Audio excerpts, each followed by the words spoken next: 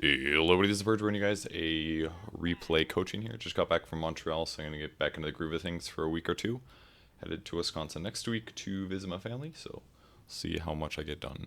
Gonna try to stream definitely while I'm home, though. Alright, this is submitted by Happy Gilman. Thanks for signing up. Current MMR is 3103. Things you want me to focus on. You like playing really aggressive early to mid game heroes, but you always find yourself wandering about when you don't see a gank. So basically you want help improving your time efficiency. You said they're both fairly decent games, but as you know, you're stacking and pulling and last hitting ability and improvement, and you practice them, but you want the focus to be on time management. Okay. Also, this game, this is what you felt to be the better of the two games, and all critiques I find the most important beyond your wandering would be appreciated. Okay. Alright, starting items look great. I like what you got here. Sentries are good. Still have two tangos because you probably pulled a guy and one clarity. This is great. I know you do like roaming, you said, so smoke is pretty solid here. I think maybe the way that you approached this rune gank was bad. Your camera positioning here looks okay. I guess it's okay, because you did see that there was no hero over here. That's fine. Never mind. See where you head here. I don't know what that sentry is for. I feel like that's already a huge waste. Did you see somebody place a ward? If not, then save your sentry. They don't have a Ricky. They don't have a bounty hunter. That's 100 gold you just wasted. You'd be better off buying stat items or something instead. I guess you helped guarantee that he got the top rune, but I feel like you're getting to the lane so late that it's kind of a huge mistake. But you did get to the pull in time, which is fine, which means you basically didn't waste any time after all. Looks like you're actually planning to pull left. Pulling left can work, but I think it's a little dangerous. Like, it's very difficult, I feel. I don't practice it very often, but like right now I think you already pulled too early. Like, you actually got the two melee creeps, but that's just so hard. You made it work, whatever. If you got the pull down, then it's not a big deal. You also could have used Ether Shock to nuke the small wave, the small creep. That way that this whole thing died faster. Because now you're kind of like forced to jungle, which it's going to work just fine, but this is a little bit harder than you maybe wanted it to be. I also think that while you're auto-attacking this, you should have positioned yourself a little bit to the right, because this camp's about to spawn, as you know. And the spawn is something like this, but because you're on the left side now, that means that as you finish, you're gonna have to back off and then run around. Whereas if instead you were auto attacking here on the neutral, then by the time you'd kill it at about now, you could then go check rune. I think that would be the better move to make. So you have to back down, and now you come over here, and now like you already lost like 8 seconds or something. Like, that's actually so much time. Like this, I don't often focus on little things like this, I guess, but this one was huge if you think about the amount of time wasted. Like, literally right now, you would start walking a rune, you'd be there maybe 5 seconds late, and then you'd have a rune, and then you could decide what to do with the rune afterwards. Like, right now, you'd be at the rune spot. So the haste is a bounty, whatever. You grab it and you do something with it. Either bounty, grab it, go set up for a pull, and now you're sitting in a position where you're kind of a little unsure what to do, and it looks like Ember's TP in mid. And I'm guessing you're going to try to help out in the mid lane. Looks like your sentry actually ended up working out, which is kind of nice, but you don't really deserve that, in my opinion. You coming mid, whatever, this is fine, but I feel like the last like 40 seconds you actually haven't done anything except for walk mid to deny that ward, but I don't really feel like that's worthwhile. Like, also you standing here by the rune, what's the point of this? Does your guy even have a bottle yet? He does, but it's full, so what you should do is just take it. And you didn't even check this, by the way. I had to do this. You should have done this a long time ago. Like, as soon as you saw the bounty, and you see the bounty, check your hero, see if he has a bottle. If it's full, you just grab it. It's not worth it. If his HP and mana are full, and he has a full bottle, then you grab it. Because it's not worth his time to walk all the way to the top lane to refill a bottle. It's better for you just to grab it and for you to be efficient. So basically, the start of the game, you did a really good job. You started a pull, you connected it, you cleared the camp, but then you messed up really bad. Because you should have instantly sat to the right, gone to grab the rune, grabbed the rune. It would have been some power rune. I'm not sure which. Let's see. It's a regen, whatever. You would have gotten like 40 mana, 30 mana out of it. You would have grabbed it, whatever. And then you probably should have instantly gone back to pulling and started to do another pull because your other support, I believe, the Witch Doctor, was actually zoning a hero. So your start was good, but now you're behind. Now you're waiting around for this bounty. I don't know if you're ever going to grab it.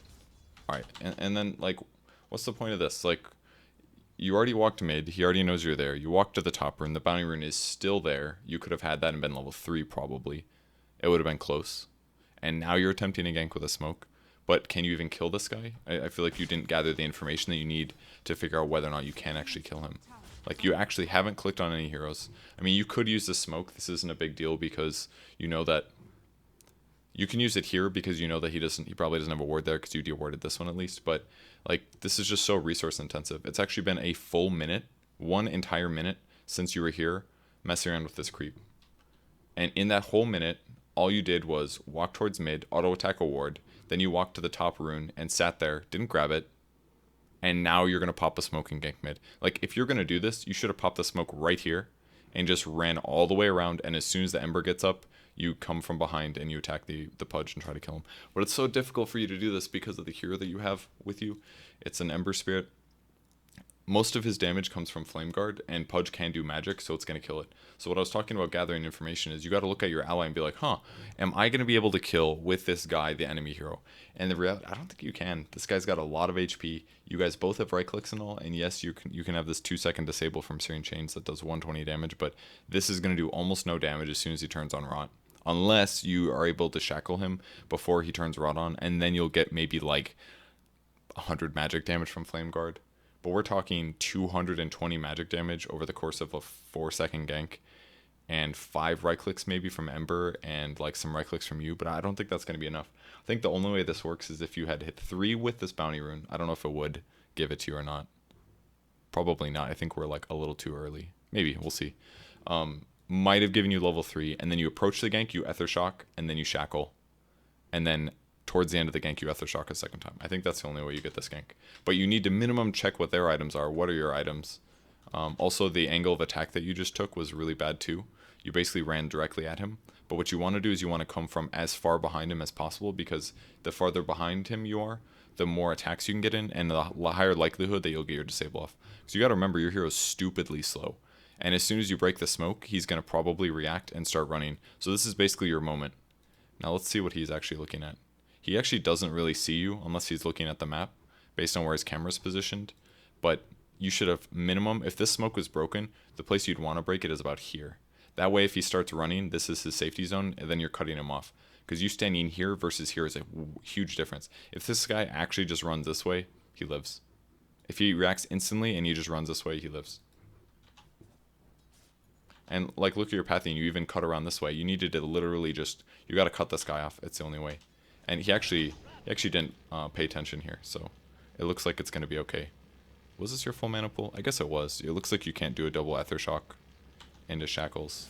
But you also mess this up. You should have attacked first, especially when he didn't pay that much attention. Like right here, as soon as you're up this far, you can now, because he hasn't reacted correctly, you can attack him like twice before you even shackle, which is a good idea to do, because now you still have to worry about min-maxing your damage. And the way that you're approaching the gank was sloppy, and number 2, the amount of auto attacks you're going to get him before you even start disabling him is low.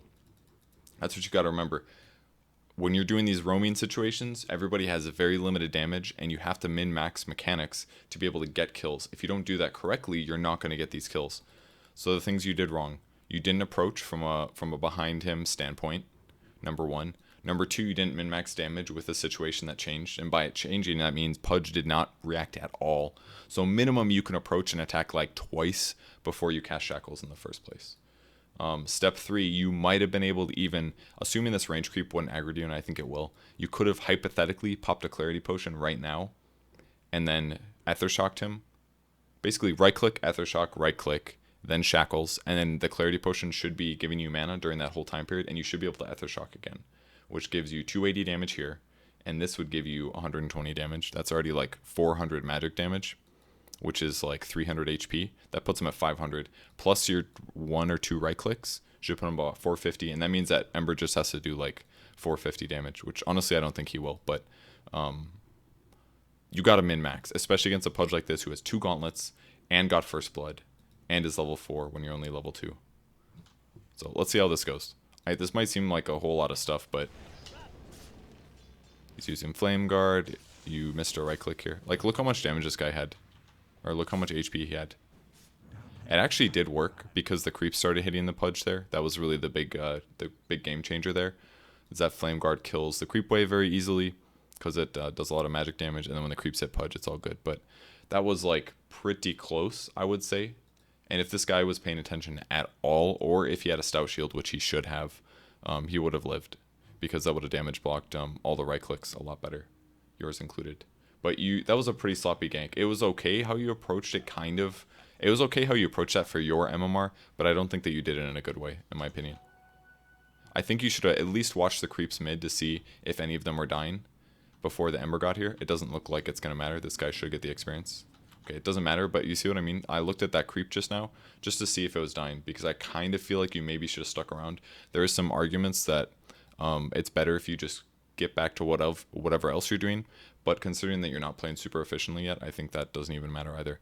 I think this is a huge mistake as well. I really don't like maxing shackles, at least not 2 points early. I'd prefer that you get Aethershock, because it hits 3 targets instead. Even though this gives you 80 damage increase and this is 60. I guess in some ways if you're level 3 this does more damage, but the mana cost goes up either way. Like the way that you're moving across the map right now is just it's so inefficient. Like, you got the Purge kill, but what have you done in the last 30 seconds? Basically just slowly walking somewhere. Let's count the time. Okay, so that was you walking with him to get the bottle mana. You got 1 bottle charge, and now you're running into the jungle to pop your clarity potion, to buy your items, to run across the map to the top rune. Like, and this whole time, look where your camera's been. I have no fucking clue what's happening on the map. I have actually no idea. I don't know how high leveled your allies are. I don't know how your safe lane is going. I don't know what level the offlaner is. I don't know what the levels of the offlaner are. I don't know what your invoker has in terms of items or farm levels. I don't know what heroes he's against. I don't know what levels or items they have. And that's because you're just moving your camera 4 inches and moving again. But instead you could be actually moving across the map and popping smoke. And I have a feeling that you signaled to this invoker that you wanted to do a smoke approach. But that's not really worth it either, because invoker is now backed off from the creep wave where he could have had experience. And instead, the courier could have just came to you. You can pop smoke and move yourself into a position. Maybe you didn't communicate with him considering you didn't pop the smoke to approach. But now you're just looking at the heroes. Honestly, I don't know if it's a replay bug, but I don't even see you clicking on these guys. I'm really guilty of this most of the time that I play, but you have to click on heroes. It's super important. You also bought Magic Stick with some of your gold. I think it's better to greed out an Arcane Boots on Shadow Shaman, because the faster you get Arcane Boots, the faster your hero can push extremely effectively and jungle very effectively. Because Aethershock is it's an amazing skill. It's genuinely an amazing skill. It's very mana expensive once it gets maxed out, but it does 140 damage with 1 skill point. It does AoE for 7 units, and it's an 8-second cooldown, which means that once you get mana, you can basically just Aethershock a wave to guarantee 2 last hits, and then hopefully get the other 2 with auto attacks, and then the wave is pushed. So Shadow Shaman's playstyle has some gank aspects, and you've done those, but you're missing so many efficiency things. Like, if we just recap what you've done in the previous 5 minutes of this game, you did 1 pull and connected it. That was A+, great. Then you ganked mid slowly. It could have been much faster. You could have shaved off at least like 15-20 seconds. And then after that, you walked all the way to the top lane to kind of approach a gank, but not really. And it's 5 minutes. Like, your Witch Doctor here is 4. He's been kind of pulling and stuff, but I feel like he's been accomplishing a lot more than you in terms of game impact. Again, you ganked mid. That was cool. But you've basically just done 1 pull and ganked mid. That's all you've done all game. And it's 5 minutes. 5 whole minutes. Like, that's nothing. You've done almost nothing. You could do way more, I think. You could have just gone mid and right-click the Pudge or something. Like, there's so many more things you could have done. So I think you're really underperforming in terms of efficiency. And most of it is... Well, what would I say most of it is? You're not really planning out your moves a little bit. It helps to plan the next step while you're doing one step. So if you're doing something boring like pulling, it helps to do the next step. So part of what I said about you moving your camera, you're not gathering information. You need to gather information, that way you know what you're going to do. So for example, if you're sitting around mid, look around the map, see what's possible to gank. Look around the map and say like, oh, the Rubik has boots and a lot of regen, so harassing him is hard. Sven has no boots actually, so this is probably an easy kill, because for some reason this idiot doesn't have boots yet. Like, maybe we can actually kill this guy, but his HP's high, that's scary. And there's a Rubik nearby, but, maybe we can kill this guy. I genuinely think you might be able to kill this guy with Invoker if he has, like, Forge Spirit, Cold Snap or something. Maybe a Sunstrike, too. Yeah, that's not very much damage. I don't know. But look around the map, gather information, and then decide what you're going to do. It's really important. So now you're clicking on the Rubik, I see. Now you're going to the hero. Now you're approaching again. Auto attack before you throw shackles. This is maybe a case where you might want to shackle first just because it's a Sven and he could stun you. But right here, look how low this guy is. He could have been much lower. Also, after you use shackles, he knows that he's in danger, and as soon as he gets unstunned, he's going to use Warcry, which means your attacks afterwards are going to do far less because then he has 10 bonus armor. So if you just approach this gank and you attack him just to start things, there's a high chance that he doesn't even have Warcry yet, in which case using shackles is more likely. And again, 150 mana, 2 of these is 200. So you actually have enough mana to double cast. Always open with Ether Shock. You should be doing throw right click, Ether Shock, then shackle almost every time, just because it allows you to cast your Ether Shock twice and your shackles once. If you did that, I guarantee you get the kill. Because right now you're just for the first time nuking him. You seems like your attack moving well, but that guy should have been dead. So now we are 5.5 minutes in. You have done one pull, you've successfully ganked mid, and you have unsuccessfully pressured or ganked top. Ganked unsuccessfully pressured top, but ganked top, but successfully pressured him. But the pressure, in my opinion, was not very worth it because right now you're sitting at like 6 minutes. You don't have a arcane boots yet. You're literally relying on your mid to give you bottles so you have mana. But really, what you should be doing is just becoming mana reliant. And on the other side of the map, your carry or your support has now died. And your effectiveness has really not been very high. It looks like you're going to try for a gank mid. But again, at 6 minutes, man, you still only have 1 point in Ether Shock. Minimum, you should be level 4 right now. Minimum. And again, you opened with the shackle. You're going to get a zap. This guy's stupid, so he's going to die. And you do some roam, which is cool. God, I hate this build. It's actually so ugly. I think the build right now for Shadow Shaman should be 202 by level 4. I don't think you should get 1 Hex anymore just because Shackles is so good scaling compared to what it was in the past. Used to be awful mana cost, damage, everything. So it wasn't worth it to go 2 Shackles. It was better to go like 441. But now I think you should go 402 personally. You could say something about getting Hex because of the ability to interrupt Dismember, for example. But your build is pretty much all gank and not... You're basically playing Shadow Shaman in a disable way when he's actually... His benefit is mostly from his first skill.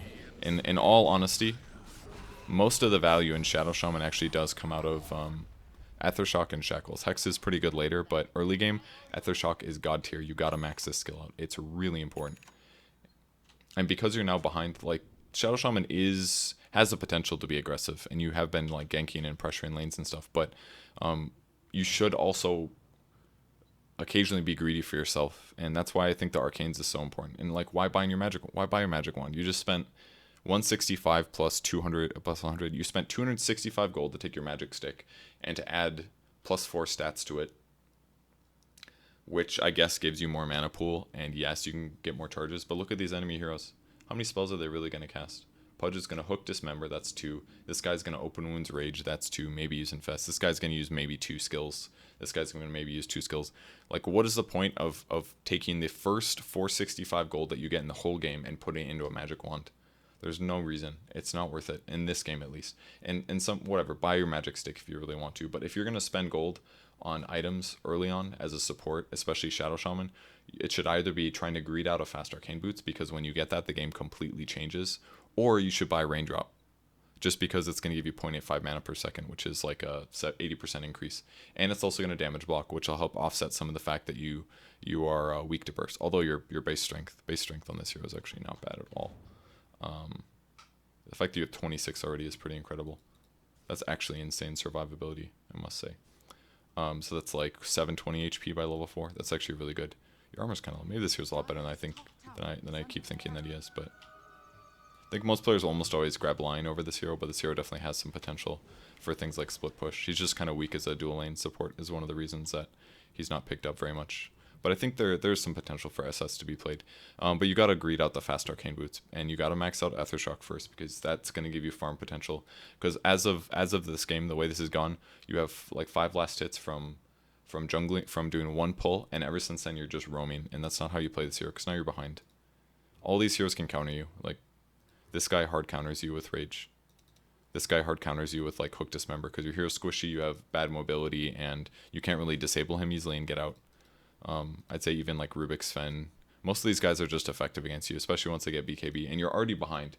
You're already super behind. Because it's almost 10 minutes, you're not 6 yet, and you haven't farmed anything yet. And you also haven't bought anything in terms of like helping your team out. I'm pretty sure you did not buy Flying Courier. And I'm pretty sure you have not spent any gold on wards ever since the start of the game. So you've actually accomplished very little, and I think as a whole you're mostly just hurting your team in terms of how you're spending your hero resources, because it's not accelerating your team. And now you've casted Shackles and you're out of mana again, and you're going to require your ally to have an Aquila or an Arcane Boots or something like that for you actually to be useful. So I think you're again missing the point. Like, this is a great time for you just to dish. Oh god, this skill build is actually awful. This is a perfect time for you just to dish the whole lane and go mid, for example. Like, you getting 6 at some point is really important. And these kind of group ups to take a tower, like the fact you guys all chased Pudge this long, that one was ridiculous. You guys did get the kill, but because Ember was able to use Fire Remnant, but I thought that was ridiculous to approach. You're just like attempting all of these things that are really low chance of success, and you're not playing your hero correctly. You're playing him entirely disable based, and there's something to be said about that being good. But if you just max out Aethershock, you do way more damage while still having pretty good disable with 2 points in Shackles. Like, you literally have 3.5 seconds of disable for 200 damage with 2 skill points. That's very, very good. And you also have 2 seconds of disable out of Hex, whatever. But you don't even have the mana for this. Like, if you do a full rotation of spells, you're completely out of mana. This hero, it's like the most Arcane Boots hero necessary hero in the entire game. It's honestly how it feels. It's actually so important. And now you guys are kind of just standing around, and you hex this guy. This wasn't even worth it. I would have preferred that you actually shackled here. You may have been scared to do so because maybe you forgot that you didn't see the telekinesis usage or something. But what's the point of using hex for 140 mana when it burns your whole mana pool, and now you're not even doing damage? Like, you disable that guy for 2 seconds, and now your hero is worthless. Your hero's actually worthless now. You'll have to either rely on somebody's Arcane Boots, somebody's Bottle Charges, somebody's Brilliance Aura, or whatever. You're basically not solving your problems at all this game by yourself. It's 10 minutes in, you're still not 6, you don't have Arcane Boots, you don't have any mana solutions, you bought a magic wand that actually doesn't make you that much stronger. Like, the only reason you should ever buy this is if you're laning against like a Bat Rider, or you're in a tri-lane situation where your opponents are casting all the spells. Like, it's just unreasonable to have magic wand first. Arcane Boots is literally the life. Also, you might be wondering, like, hey, if I have all these disable levels, I can get kills, and I can get kills, and that'll help me win the game. And you might think like, oh, if you max Aethershock and get 2 points in Shackles, and you have less disables, and you're right about that. But what Aethershock does let you do is farm and get levels to then get the Hex and the Shackle, which is ultimately your original point. So, for example, during the last like minute or so, nobody was actually mid. This is basically where you guys killed Pudge, and then you all grouped up to go top. But there's actually no reason for you guys to do this. You shouldn't have grouped at this point. It's way too early. You guys don't have reliable tower hitting skills or abilities, yet you still grouped as 4 to go top lane because you're chasing these guys. So this is what I like to refer to as like at lower MMRs is you go somewhere and shit happens. This is basically what you guys are doing. You're walking to the top lane because you guys are all here. It's like this newbie thing where people don't understand when it's good to do certain things map movement wise. It's 9 minutes in. This is not time for you guys to rotate. There's a whole wave of experience and gold and crap in the mid lane that nobody's taking right now. Because you guys going top it's not going to get anything. Look at what your team has. Like, this guy has no mana. He's out of bottle charges. You have no mana. You have no regen. This guy has actually no mana and low HP. He can't do anything. This guy's not 6 either. So you got all these heroes that can't do anything right now, and yet 4 of you are running to the top lane to push it, which is basically doing things, going somewhere, and shit happens. And then eventually, this guy casts a stun on your carry, so you used Hex on him. That's literally the story of what happens in the next like 40 seconds. That was about 9 minutes. We're 30 seconds in now. Now we're standing around. You gave him the Hex. It's been 30 minutes. Oh, Witch Doctor used Cask as well. Shit is happening. Look at all the shit that's happening. Now you're waiting. Lying in wait. No mana. Just enough for one crappy skill. This skill's actually terrible, by the way, before it's like level 3, I would say. Just waiting. 10 minutes in, not 6 yet. Haven't farmed all game. Haven't gotten a gank off since the smoke on Pudge mid. Oh, hey, shit's about to happen. You see a hero. Okay, shit has happened. Okay, this one's actually going to kind of turn into something, it looks like. Alright, you guys actually got a kill this time. but it's been like a minute and a half, and this just finally happened. And yeah, you got some gold, and yeah, that's going to give you some arcane boots fine, and yeah, you haven't died yet, but surely you could have done something better during this time period where you hit level 2 instantly from your first pull. You could have grabbed a rune here, a regen. Then you could have smoke ganked mid to kill Pudge. And then after you smoke ganked Pudge and you're out of mana, you could go back base to heal. And then you could roam top or something and try to get a kill. Or you could roam back to bot lane and resume pulling, finish your arcane boots because you should already be at like 500 gold. Because you had 700 after you killed the Pudge, so that would have bought boots and had like 300 left over. You can pull for a little bit, maybe kill the offlane heroes with Shackle and Aethershock or something, get arcane boots, and then you kind of can start really ganking around the map if you want. That would be all that time period that I just talked about. That would probably be like until 7 minutes or something. And you'd have arcane boots. You'd probably be 5 there, and then you could actually move around the map and start doing stuff. Because ever since then, you honestly haven't done anything, not much at least. I guess you guys got a double kill. That was pretty good. And you've got arcanes now, but like even having arcanes isn't even that useful now because you have the two abilities that you're putting your resources in. Try to think of your skill points as like gold, and that you're investing this gold into skills that don't actually do much. It's kind of my same point from before. If you use Aethershock, that it'll actually nuke people and nuke waves and get you farm in that way, and push waves, which will push towers. That's another big thing that hasn't happened at all this game because there was nobody that was ever sitting mid. Neither of these towers took any damage. But if one person just went here and just AoE nuked every single creep wave, these towers would die within like 3 minutes or something. And then it would force dire heroes to actually TP here to defend them, which means that those heroes are not ganking. I mean, that doesn't really matter at your level because people aren't good at moving around the map and ganking anyways. But it's a really good habit to get into, not only because it gets you farm, but also because it makes pressure and then they can't gank as often. So now you've got arcane boots, but this arcane doesn't really do anything other than lets you not have to go back to base as often. But like in this moment right now, you could have 3 points in Aethershock. You could do 260 damage to all of these creeps and just kill the wave. And instead you have to stand here and auto attack every single one. It's harder for you to last hit. It takes longer for you to be near a creep wave to actually guarantee that you get the farm. And all of that just impacts things heavily in the long run. Like you are actually just, you can't farm. You literally can't farm right now because you don't have points in Aethershock. Because your skill build is put into skills that disable, which means that if you don't have somebody near you that can even do damage, your hero literally does nothing right now. It actually does nothing. But the benefit of your hero is not just disables. As up until now, you've been getting disables and you've been helping your team get some kills, but you could have done that with 3 points in Aethershock and 2 in Shackles and not had all these wasted skill points in Hex that don't do anything. Like you've casted Aethershock like 4 times tops this game. In a lot of ways, it's not even worth it for you to have Aethershock. You might have been better just to max Shackles or some crap, which I don't recommend at all. Absolutely max Aethershock first. And now that you're 6, your skills even more so don't make sense. Yes, you can drop these down and chain disable somebody, and therefore your Mass Serpent Wards will do more damage.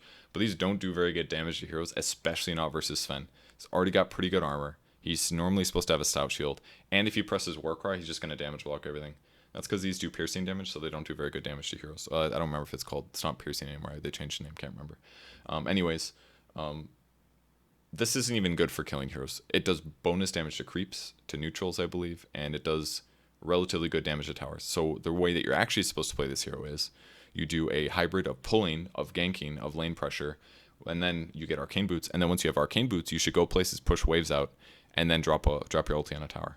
That's how you should transition Shadow Shaman from the laning stage to the early mid game, like Hereish, where you are now. And then while you're doing this, you're accruing gold. You pick up something like a Blink Dagger or Force Staff. And then you can start relying on your disables to really impact team fights. Because that's where Shadow Shaman becomes good in terms of mid-game ganking and team fights. It's from disables. Blink Hex, Nuke, drop ulti, and then shackle a guy. And then with anyone else that he kills. But you're just playing the hero wrong is pretty much the best way to say it. You've also been quite inefficient with your movements. But it's not just your inefficiency on the map. It's very much so also the builds that you chose to go. You've been top since about 9 minutes, by the way, and it's another example of you kind of just going somewhere and shit happening. Like you just can't even kill creep waves fast. You actually have to let you basically need your creeps to do anything for you to actually kill a creep wave. It takes so much. Like you guys are actually just dying to creep waves. Instead, you could have just simply Aethershocked it like once and right click like 3 times. And now you're gonna get punished by heroes like Pudge because your hero is super behind. You're still only 6. You've accomplished almost nothing in terms of lane pressure. All the towers are full, pretty much. You didn't contribute to your tri lane at all. Like, all you've done is 4 assists, 2 of which was this double kill here at 9 minutes. 1 was the Purge. I don't remember the other ones. But it hasn't been very much at all. So, to be honest, watching the rest of this game is already kind of detrimental and not worth time in a lot of ways because you're already playing from behind. And this is the reality for almost all supports at low MMR. It's that you're always playing every game from behind. A lot of players think like, oh, supports can't afford to ward. And supports are, they're just doing their best. I can't carry the game. I'm the support. It's up to my carries to carry.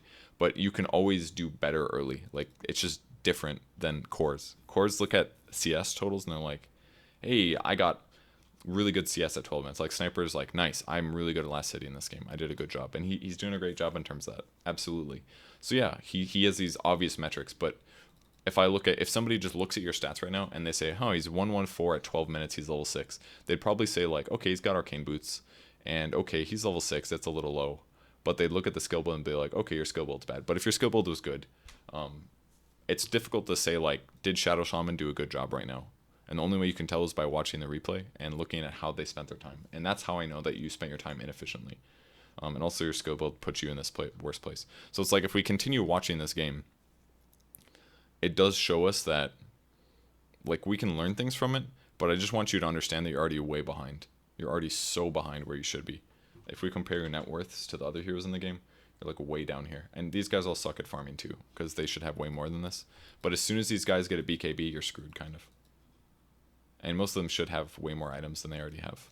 But if they get like BKBs and mobility items, and this is all you have, you're just going to start feeding. Like, if they had a Slark or something, and he was a good Slark, he would have Shadow Blade sometime in the next like 4 minutes, if not earlier. And then he would start moving around the map, killing you like 85 times. And then you would end up repeatedly feeding. And by being behind, you're becoming a Midas for the enemy team, pretty much. So, I do not know why you bought sentries here. They don't have invis heroes. Maybe you're going to use it to de-ward, I'm not quite sure.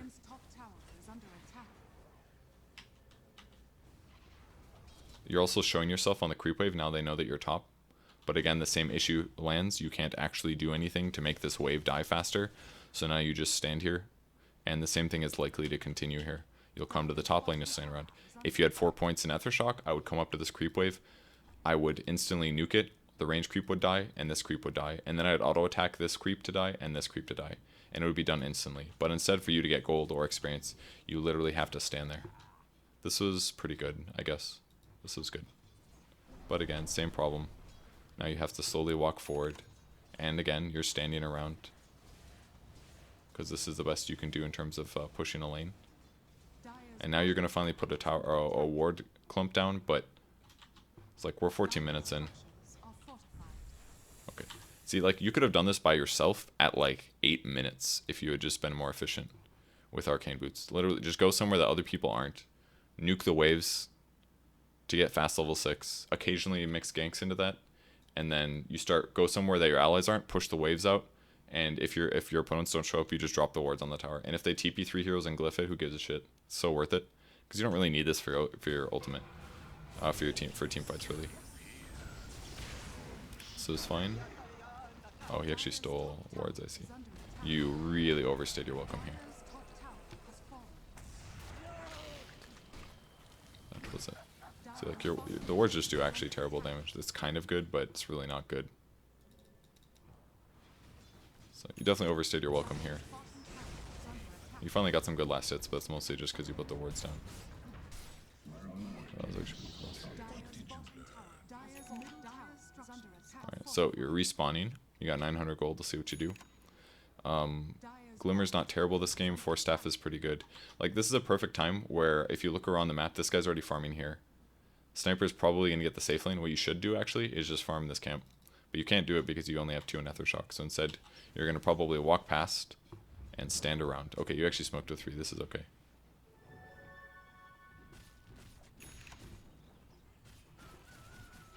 I kind of like the idea of you fighting there, but you basically smoked just a ward, which is fine. Like, you guys should have ganked this 100%. I don't know why you didn't. It's like as soon as you guys saw a hero, you got scared. But you could have ganked this super easy. Now you're approaching, but it's so... What actually is going to work? Okay. But you should have been on about that. That was really Witch Doctor getting that kill and setting that up, not really you. I mean, you did the smoke and you got the ward down, but I feel like you could have done that a lot easier. Here, just nuke the wave instantly. Like, if you just actually have 4 Ether Shock and you nuke this right now, these creeps instantly get under a tower. But instead, you guys are literally standing here, auto-attacking creeps to try to pressure the tower. And finally, by the time they do, there's 2 less creeps. And you guys have already lost like 5 seconds of pressure here. It's like things that you all lose from not having your skills. And you put your ward down and stuff, and Sven's dead or whatever, and you guys are going to get this tower. But it's just, it's always done so slow. You guys are just doing everything so slow. And you're finally maxing out Ether Shock, but again, that should have been like that before. You're TPing mid to support. Okay, you already messed up here. You needed to disable him. Let's watch here. Yeah, you auto-attacked once. Minimum, you should just nuke him from range. Please nuke him. Okay, you're good.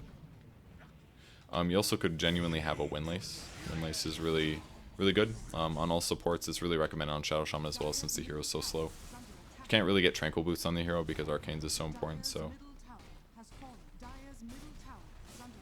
I would nuke this wave right now. There's no reason not to. All your creeps are now auto-attacking creeps instead of auto-attacking a tower. That's because there's creeps alive. If you nuke them, they all die, and the creeps at the tower. By the time they're dead, now you only have 1 creep hitting the tower, and there's less to tank. And now your heroes have to tank things. Like, all of this is so detrimental to you guys. And it's working out okay, but it's so delayed. And now you're buying Force Staff, which is good. It's that or Blink, really. I think you can definitely justify a Force Staff this game. Nuke the wave. Honestly, it's not worth it. Like, you have 2 heroes standing in the same lane right now, farming the same camp. Just like come up and nuke the wave, and then go into the jungle and nuke this wave, and then nuke this wave. And in the meantime, Ember Spirit can finish this wave after you nuke it from full to low, and then he can farm this one. And then all of a sudden, you guys have farmed both of these camps, and 2 creep waves here, and the creep wave is now pressuring their tower, which forces Dire Heroes to leave what they're doing to come top. And then then Ember can go like mid and start pushing out mid instead. And after you finish these 2 waves, you can retreat and go farm here or something. I don't know. But the way you're spending your downtime is so mana inefficient, or so like time inefficient. You're not getting yourself any resources this game basically.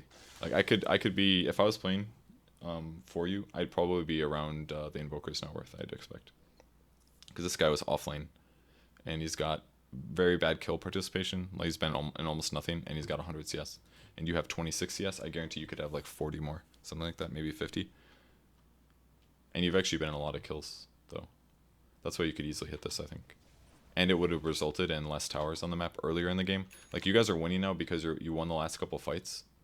But, like, see all these kills that you guys got? This is why you're winning this game. It's because when you guys happen to walk somewhere, you happen to fight better than they did. That's literally the only reason. It's not really because of, like, effective rotations and stuff like that. It's just very base level Dota stuff that you guys won fights, which gets you gold, which lets you win tower or pressure maps. And, like, you got this tower 100% for free. You guys got this kill this tower because you got the Sven kill, which is partially because of you, of course, but also Witch Doctor. I'm just not seeing very effective play here, basically. You're using your skills right when the fight actually starts, kind of, but you're not min-maxing your ganks. You're not approaching your ganks correctly. You haven't been efficient in your time. And hopefully all the things that I covered are reflect a lot of that. We can watch the rest of the game pretty fast, I'm sure. Like, you just now coming here to push a lane, this is what I wish you would have done literally all game. That was the first time I saw you Ether Shock creeps, basically. And it's because it's finally maxed out. But it could have been maxed out by 8 minutes, 9 minutes, 10 minutes. And it's 20 minutes now and you're just now casting it. Like, cast it when you have a huge advantage. Or cast it early when it does a higher percentage of health. Like this right there. My god, I've been waiting for you to do that all for 20 minutes. Literally. Like, you know what you're... Okay, you're missing a lot of those last hits, but... You understand how to nuke now, but you literally could have done this so long ago. So long ago. Witch Doctor showing the creep wave is a huge mistake. I like that you're sitting back. That's good. You pop smoke. They aim instantly. There's already a hero here. Nuke him and then shackle. You already messed up. Doesn't matter, I guess, but... Always nuke before you shackle. Get that shit on cooldown.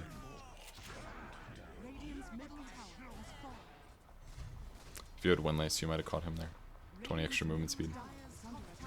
Yeah, I think that's worth the words. That's fine. Alright. Now I would jungle on the way out of the base. I would at least... that was a good word. I would at least... You can nuke this wave. You could go over here and nuke this wave. You're kind of ignoring the possibility you can farm. And now you're hasting across the map just to grab a bounty rune. Or to deward or something. I don't know. This is just not worth your time. Like, the way that you're spending your time right now is just so worthless. It's been like a minute. You could have farmed like 2 camps and had map pressure or anything. And yeah, you're kind of dewarding and that's cool and all, but it's just not worth it the way that you're doing it. You should be watching this a little bit better, I think. Nuke that guy. He had Maledict on him, put his HP low. Good force. Almost for sure dead. Ooh, that was close. I think you actually had Hex there. It's ultimately okay for you guys, but it's definitely a case there where if you were more farmed, you wouldn't have died 100%. So you can Ghost Scepter. I like Ghost Scepter a lot this game. It's really good against Troll, Lifestealer, etc.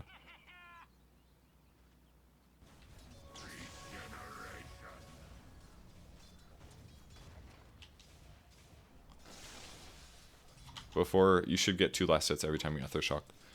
Make sure that the creeps, that the one that's taking damage is below 320 before you cast. Nuke, and then Shackle. Get that shit off cooldown. Ooh, I don't know why you're... Like, as soon as you get in range of this guy, like, with that Hex there, that's fine. But you gotta Ether Shock him, and then Shackle. I have no idea why you cancelled. I'm confused. Again, nuke, Shackle. It's 320 damage. You've got so much mana left over, you can use it. Use it to get kills. Alright, now you guys are running the bot lane, but why are you doing this? Isn't Roche up? Roche is up. I don't... are you guys gonna... I guess you can... Okay, this is fine, I think. Yeah, this is fine. You guys did the right thing. Apparently the Rax is ready. I would have dropped wards instantly. Put the wards on. This is a Rax, baby. Looks like you guys got it without it. They should have bought back for that, though. I don't know why they didn't. Because they're bad, probably. And now you guys are going back for Roche, but this is really greedy. You shouldn't have... You can't go for both, usually. I also would have dropped the wards for this. You got Arcanes that you could have used here. Buying more detection. Like, I honestly think you're spending too much on sentries. You're getting a lot of wards, but I think you'd be better off just going more utility items and then getting, like, a gem or something. I think that's better. You're spending so much money on it, you know? I think you just screwed that guy over. Yeah, you did. I think you shouldn't auto-attack creep waves while standing still, though. You gotta worry about heroes like Pudge. Again, nuke waves. Just nuke waves. And drop wards high ground for here. Okay, good, you did. And you got the cooldown, that was really nice. X, you're super dead. Yeah, you can't stand still against a Pudge, especially when you're playing a hero like Shadow Shaman.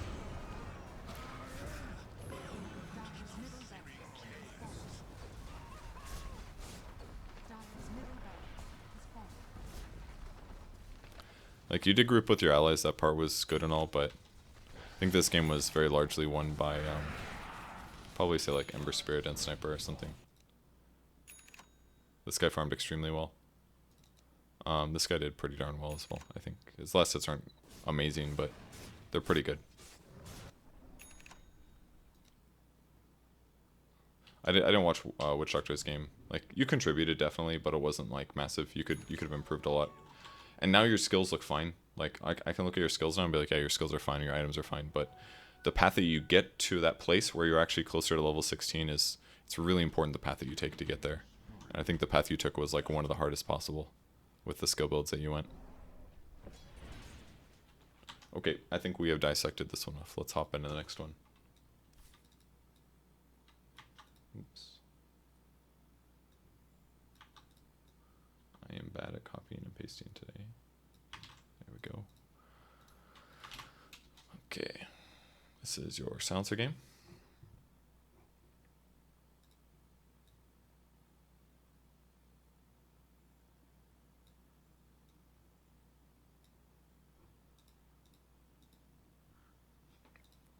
Alright.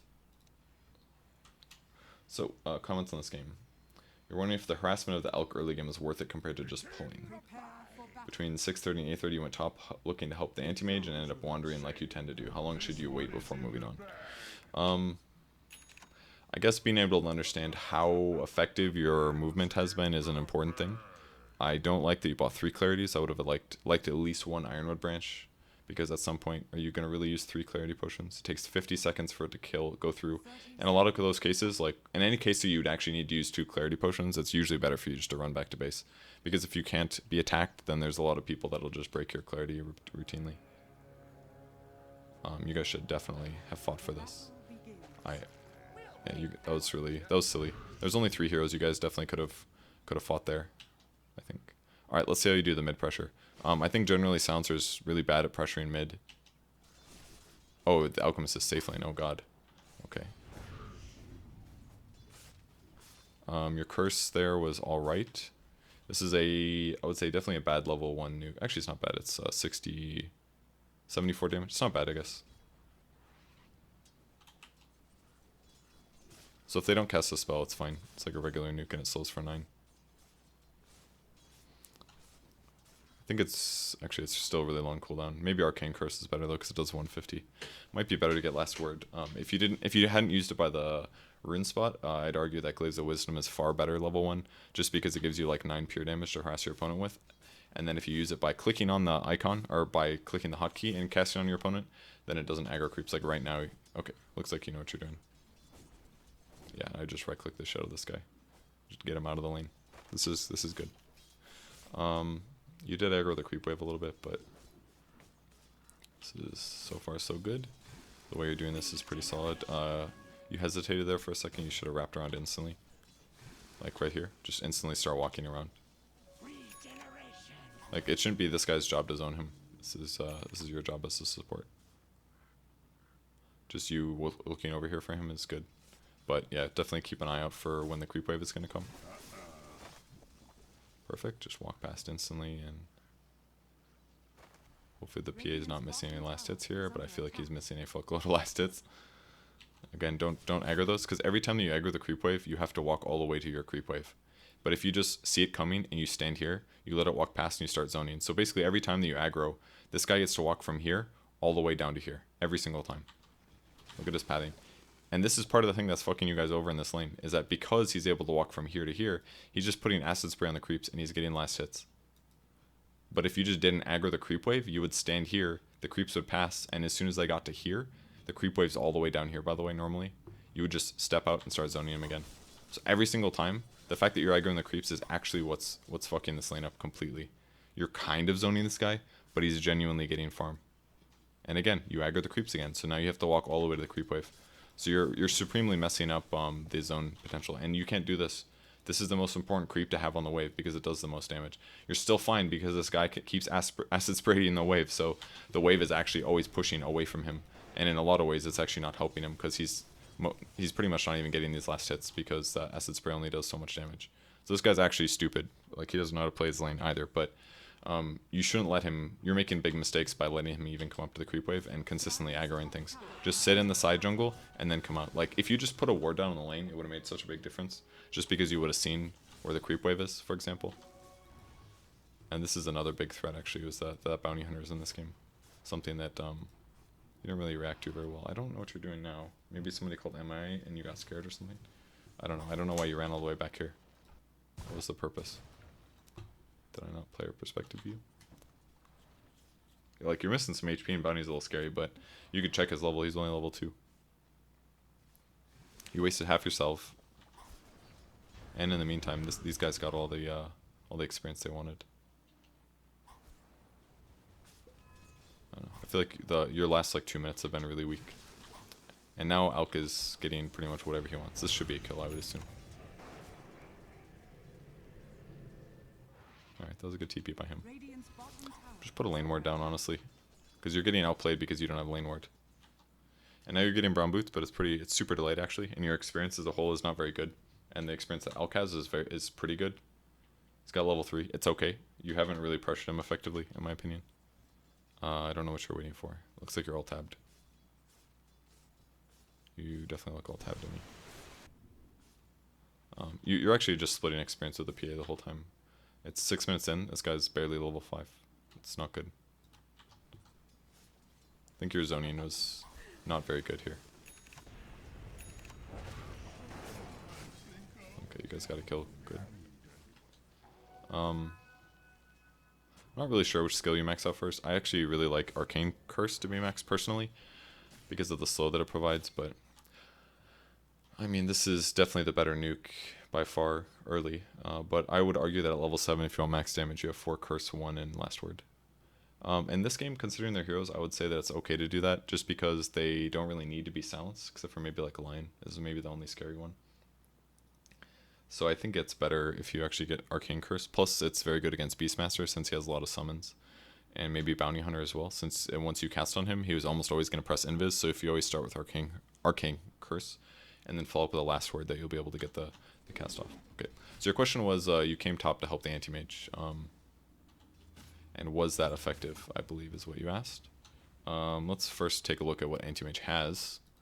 He's got a Stout Shield, a Ring of Health, he's level 5, he's actually doing quite well, considering that he's offlane. Anti-Mage, the tried and true classic. I would say that right now what you're doing is not accomplishing anything. You basically left the safe lane, where you were helping Zone and Alchemist, and now you shifted to the off lane to split experience with the Anti-Mage. Whereas if you just weren't here, it would have been better for him in all reality. If you go somewhere to pressure, the way that you should pressure should be a way that zones the person from experience range, or at least their ability to contest last hits. And in this last like 30 seconds, you really didn't need to be here, and you being here actually did nothing. You would have been better off stacking a camp or checking a rune spot, because now you're just sapping experience. You're truly not benefiting this guy in any way, except for the fact that he's slightly more safe by having somebody in the area. Like, what would be good is if you came to the top lane and got in the side jungle, for example, and then you wrapped around this line and initiated on him, for example. If you did that, that would be good, because then you would have a kill, right? And this guy would get bonus gold. But you standing in this lane, the line knows you're here. You're constantly within creep vision. You haven't actually done anything other than split experience. Like, you having your presence being here, actually only thing it accomplishes is makes people not want to kill your Anti-Mage. That's it. Is that really worth it though, when you could be farming, pulling, or doing something else? Or you could occasionally show up one lane, and then show up in another lane, and then show up in another lane while farming in between. That's so much better. And again, you did the same thing as last game. You bought a magic stick as soon as you finished your boots. Do you really need magic stick though? Like, this is a good item and it can save you, but your first 200 gold, when your problem is kind of similar to your Shadow Shaman game, that you're actually having mana problems, like, you'd be better off buying Raindrop again, especially this game. You can damage block this. You can damage block this. You can damage block this. You can damage block this. And by damage, I mean magic damage block. These are all physical, so it won't work, but you being here is actually doing nothing. If you were here, though, it'd be, I mean, he's dead anyways, but that would at least do something. If you're in the safe lane, you could at least pull. But, I mean, this guy could actually be level 7 right now, and you could be pulling, denying experience and gold from the Alchemist, and occasionally participating in a kill, but instead you're just Delaney. This is finally you doing something good. Like, you standing in this area actually does nothing. You being over here gives you the opportunity to do something, because now Lion doesn't know. Lion knows you're over here. If he comes to creep wave you, he knows you can get behind him. You can also just leave. You can go get rune. And again, you showed yourself. Why are you doing this? No reason to do this. Now he knows you're still here. You could have actually just ditched. You could have walked all the way around to here and then ganked mid, for example, and they wouldn't have known that it was coming if they actually paid attention to the map. But you keep revealing where you are, probably because you're scared, because you're Silencer. But it's 8 minutes in, you're still level 5. That's your problem. That's not Silencer being bad.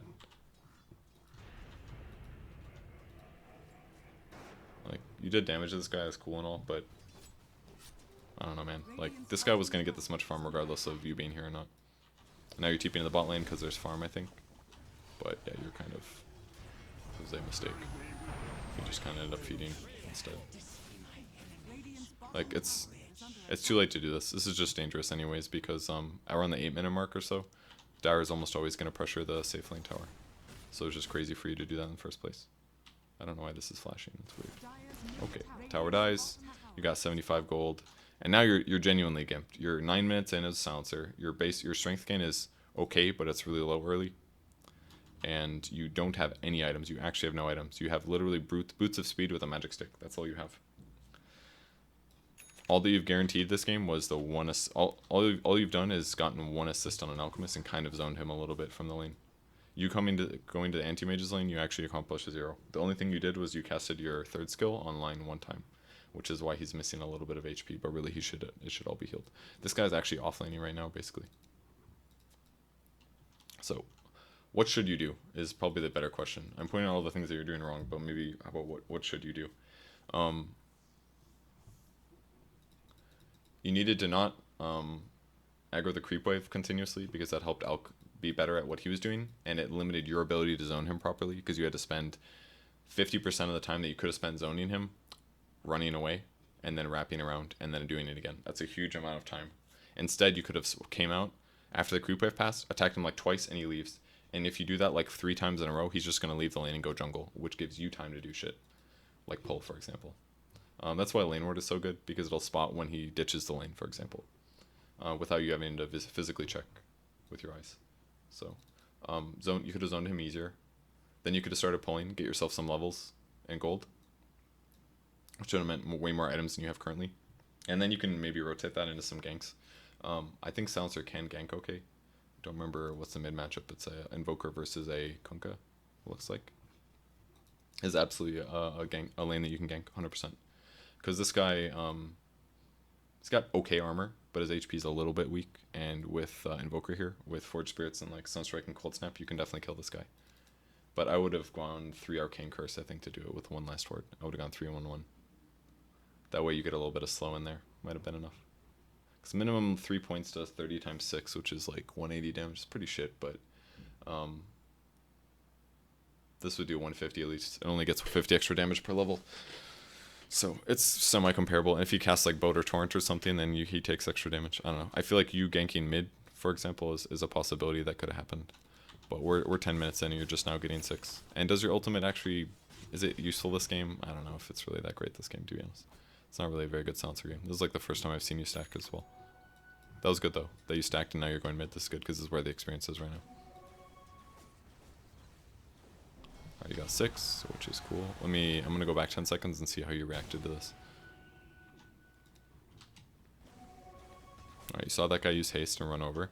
You also have ward vision. Looks like you have just general vision over in the area.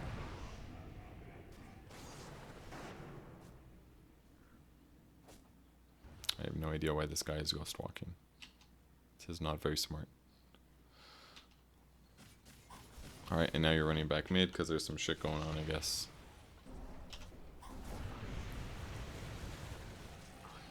Cool, that guy died.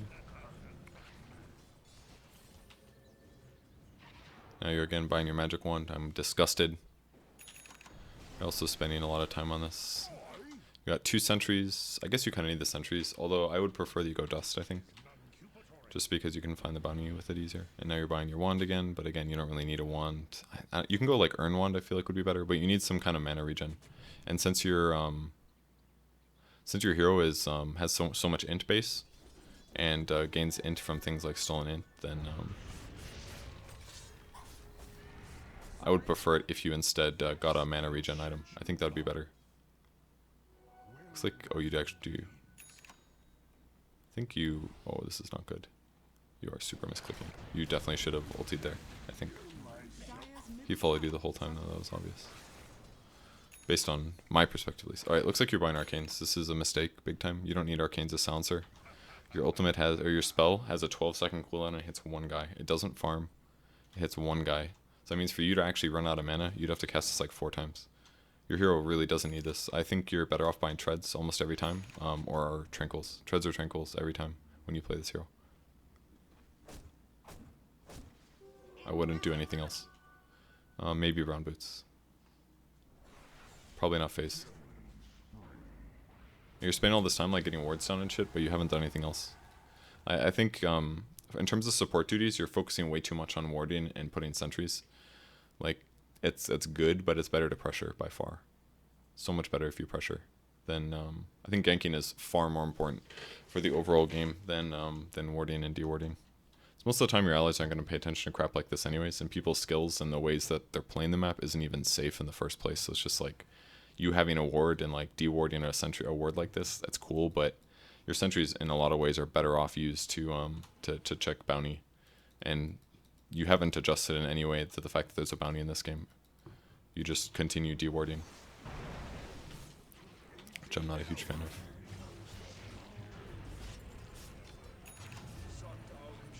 Okay, that guy died. Okay, maxing out curse. This is good. This last like 8 seconds, you kind of just stood around. This is way too late. You gotta don't ward rune spots so much. This is just genuinely not good. Rune spots are not where the action happens. This ward is good if you think they're gonna rosh, and you're gonna see them go that way.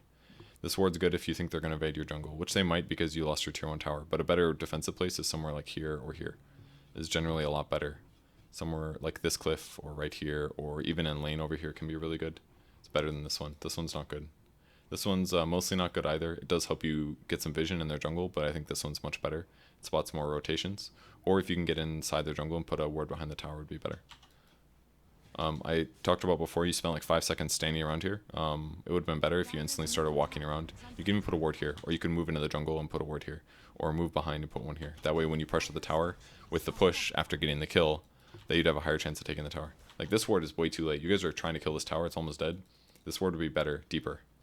This ward is only good if their tower is not going to die in the next couple minutes. That's what makes this ward good. But now it sucks. By you killing this ward, you have this like shield at the middle of the map. But you guys are winning the game. You want wards deeper. You want to see where they're coming out of their base, basically. That's a better thing to do. And again, you're not positioned for anybody coming. If you had walked behind and put a ward here, you would have probably seen the line coming, and you could have initiated them with either your ultimate or last word, and then your PA could have jumped forward and killed him. But you're constantly just standing behind your allies. You have to understand when it's okay to stand forward. Alright, looks like you're getting range off this game, which is good. Gives you some mana regen, but you're still super underfarmed. You're actually insanely underfarmed. You have actually no net worth. You really haven't bought that much for wards. This is like your 3rd observer ward, I think. Maybe your 6th, 5th or 6th, and you bought like 2 pairs of sentries. So basically this whole game, all of your gold is from AoE gold or trickle gold, it seems like. Alright, you gotta cast your spells at least. Like you could have minimum casted Arcane Curse there. Also, if you were paying attention earlier, he could have definitely gotten that kill.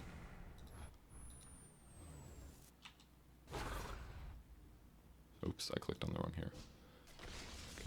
Like you needed a global silence in there as he initiated, basically. Alright, right there. Arcane Curse, 2 heroes. Done. But I don't know why you're waiting around. I don't know what you're doing. Get your abilities off cooldown. Like, if you just casted that at the start, this would be like 6 seconds away from being off cooldown and you'd get another nuke in. Instead, you are again playing the sentry game. And now you're standing near your ally. And now you're like, oh shit, stuff's happening. You're gonna die anyways because you messed up. I don't know. Like you're not doing anything in these fights. I don't know if you just don't trust the strength of your hero or what, but you're not leveraging it. That's for sure. Like you're buying wards and stuff, but you're not really playing support, I don't think. It's not how I would define what you're doing. You're doing the absolute base level aspects of support. You are standing near your allies in case shit goes down, and you are buying observers and sentries. That's pretty much all you've done this game. You definitely played worse this game than the previous, by far. This ward, bad. Not worth it. Well, the D ward's okay, I guess, in case Bounty placed it, but this sentry is all, like, you're literally, the way that you're reacting to Bounty is the way that bad players react to the Bounty. You're trying to control the map, basically, by putting sentries everywhere. That's not how you should react to a Bounty. You react to the Bounty by, like, doing some ganks on him the first 10 minutes or the first 15 minutes with sentries and dusts and smokes. Just, like, go somewhere to approach. Or you actually group up with your allies and you push a tower and you put a sentry out of tower range. Like, you would group up bottom, for example, push this and put a sentry here. That way, Bounty tries to gank you guys, then you just kill him. That's how you deal with a Bounty. But instead, there's 100 gold. There's 100 gold. You also put one down here to fight their sentry ward after the fight was over. That was bizarre. That's 300 gold now that you would have in net worth if you hadn't put those 3 sentries down. You're not doing it the right way. Buy a dust, approach, do something with your team, like push a lane or get something down or done aggressively with your team, and then you put a sentry down. That way you can see if the Bounty's coming, for example. Like, all of your warding is utterly, it's just stock. If I was like writing a bot that would ward, that's where I would tell it to do without any variance. But it's not effective. This ward is good. I like this one because it'll protect your jungle. But now you guys are being pressured, and this is mostly because of the fact that Bounty's alive and is basically unchecked. Like, you guys should lose. But based on me watching this game right now, this game is over in my opinion. Because these guys have better control over your jungle. They're still farming awful somehow, but they basically have control of your jungle. with invis heroes, with hawks, stuff like that. You guys don't have very good control of your jungle. Most of your wards are all around mid, which all of these, honestly, 2 of these wards are pretty much worthless right now. If either of these was deep in their jungle, it would change everything, because then you guys would probably feel more comfortable entering their jungle and farming their jungle. But instead, you guys don't feel comfortable in your jungle. You finally put a ward down that kind of covers your jungle, but it's already late. Again, this one should have been over there, or this one, or this one. Either of these should have been deep. So your wards aren't even very useful. So you're spending all this time trying to like control the map, but the places you're putting the wards down aren't even good. And because you're never pressuring anywhere, you're never participating in a gank. You're basically just standing around and sitting by allies and warding and dying some of the time. And because of that, you're always getting more and more behind. Because these guys, all they have to do is slap creeps. And that's why in some of the games that you probably play, that you just lose them because eventually they get more farm than you. That's because you're not pressuring correctly. You have to go somewhere and make shit happen, like start a fight or something, you know? It's super important that you do stuff like that. You could have global silence that maybe. Like, and again, you're buying more wards because you're like, hey, I'm supporting buying wards, and the first thing you're doing is running to the jungle to put a fucking sentry down. Like, better throw more of my gold away. Like, did that sentry do anything? That's 100 gold pissed. It's gone. Could have been 2 ironwood branches. Could have been, I don't know, lots of other things. This is like literally this sentry is what you should have been doing by minute 7. Literally minute 7. This whole time. I would also walk past here and put a ward on the cliff, or maybe even go a little bit farther down and put a ward deep. This is another case where I'm thinking of you playing Shadow Shaman and not nuking the creep wave, but these need to be dead immediately, that way you can pressure the tower. So you kind of did this correctly. Did that bastard just pull? My god, that was a really bad time on a pull.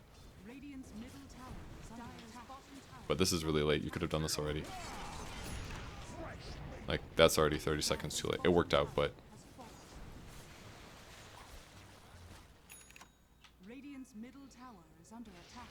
I have a feeling you're going to buy more. You're going Yules? I don't like Yules. Actually, Yules is okay. I would prefer Glimmer Cape, though. It should be a Glimmer.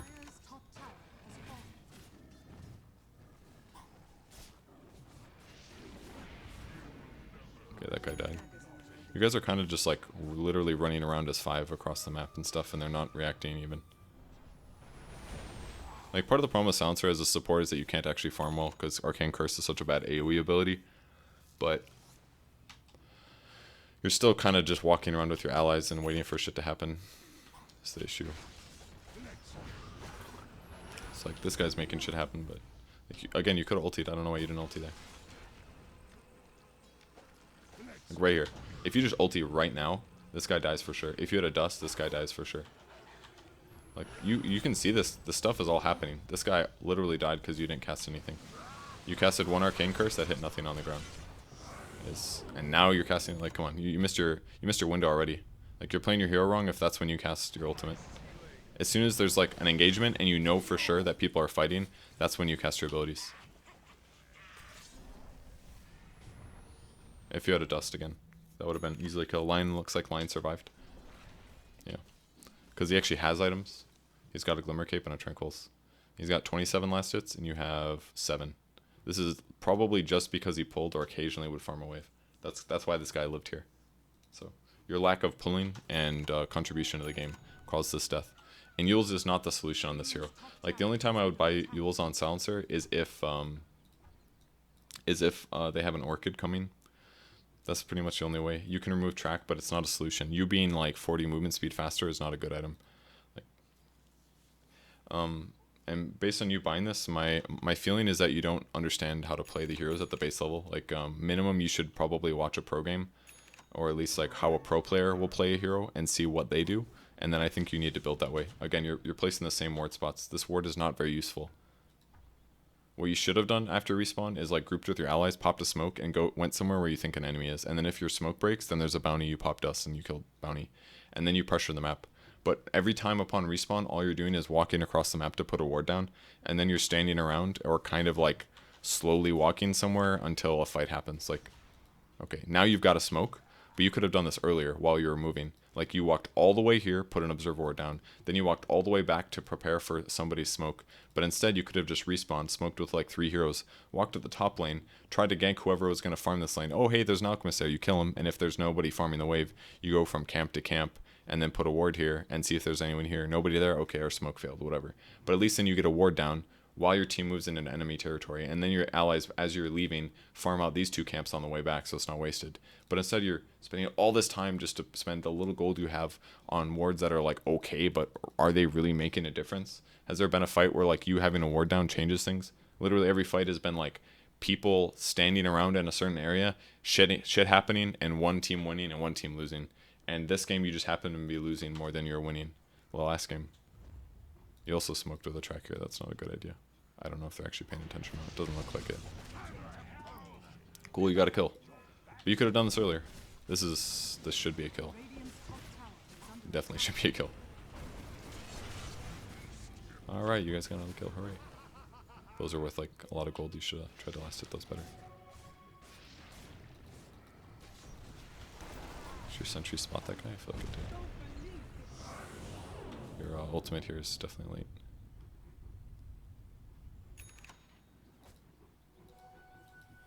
Got that observer ward at least. There's still a lot of int as well. It's be one of those times where I would nuke the wave. No reason for you to back off here. They just respawned, like, and instead in the last 30 seconds, all you're doing is walk into ward again. It's like you're basically spending 100% of your downtime placing wards or buying sentries or moving across the map. Well, it's been like 30 seconds. You came up to the creep wave, you walked away all the way over here just to ward, and now you walked all the way back again. And the worst part is you're not even here to farm really. It's like you only ever use your spells on heroes. You like refuse to use your spells on anything else other than heroes. But instead you could have nuked the creep wave and pushed it earlier. It's like, and now this guy just got a tower for free. Like, how does that even happen? They have 2 heroes mid and they just got a tower for free. Somebody on your team messed up is what I'm trying to say.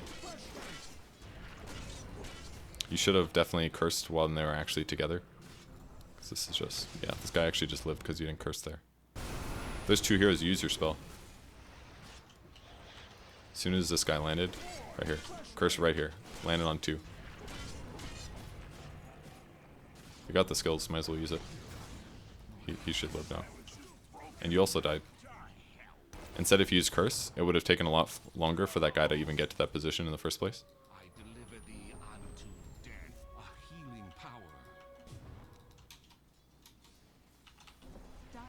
You also, I bet you could have bought out before you died as well. But you're going to spend all your money on wards again. Like, none of these deaths have to happen anymore.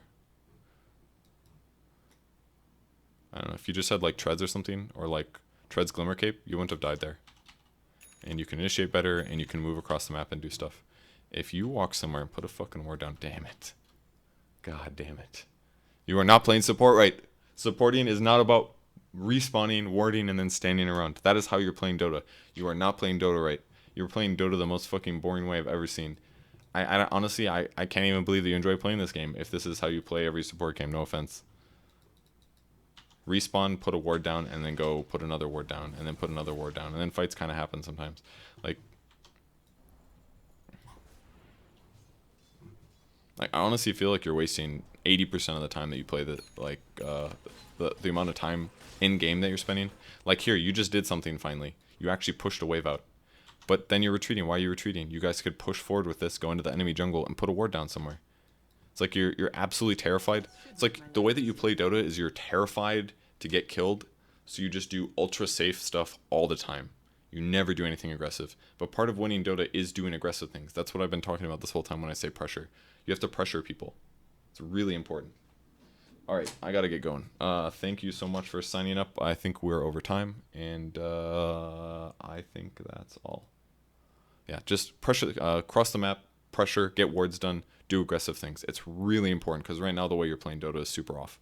I'll try to make a guide for how to actually play support correctly soon, because I think a lot of people play similar to you, and it's very frustrating to watch, because you're not getting the appreciation. Alright, thank you, and goodbye.